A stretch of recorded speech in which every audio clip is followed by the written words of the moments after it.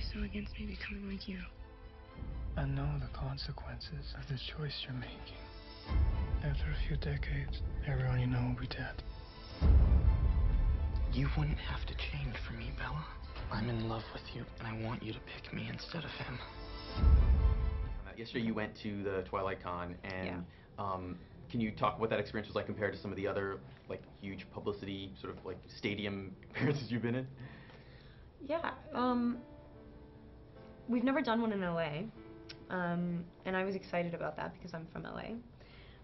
But it was just sort of, it was like exactly like all of them really. Everyone was really excited.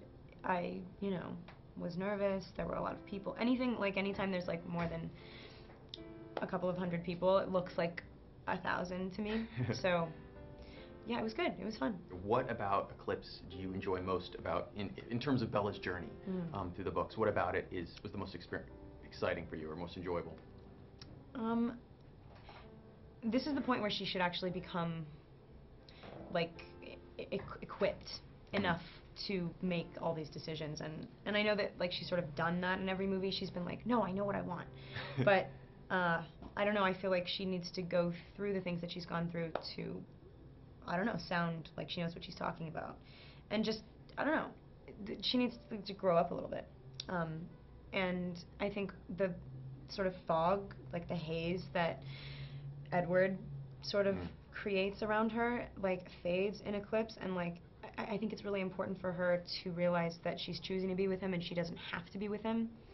And it was exciting to play with Taylor, like just because she finally sees what's in front of her. She finally sees Jacob. She sees what the audience sees finally in the third one. So there's like a lot of new stuff to play. I know one of the surprises for a lot of moviegoers will be you have these great scenes with Billy Burke as your dad in the movie that are sort of unexpected and sort of like a little comical in a way. Can you talk about those? Like I heard maybe some of his dialogue was improvised a little bit, or was that not true? I don't know if his I remember very distinctly on Eclipse that we were like supposed to stay on book. Like if I ever wanted to make a line change, I went in and had to talk to David about it beforehand. And a lot of times people just sort of want to see where things go, and yeah, so that probably didn't. I have no idea. He may have. If he said it, he's definitely not lying. But it was funny because it's like, are you really doing this right now in the middle of Eclipse? It's like, finally, really? But yeah, it was fun to do. What do you think of Bill Condon? You know, you've had, as a director, will bring to Breaking Dawn. I mean, each director seems to have brought their own aesthetic in different ways. Obviously, David brought a lot of sort of like a little horror theme to this film that was really necessary. What do you think Bill will bring to Breaking Dawn? I don't know yet. I mean, I've spoken. I had one meeting with him, and it was awesome. It was so cool. I think he wants to. He was talking a lot about like, because we've had to cram so much story into so little time.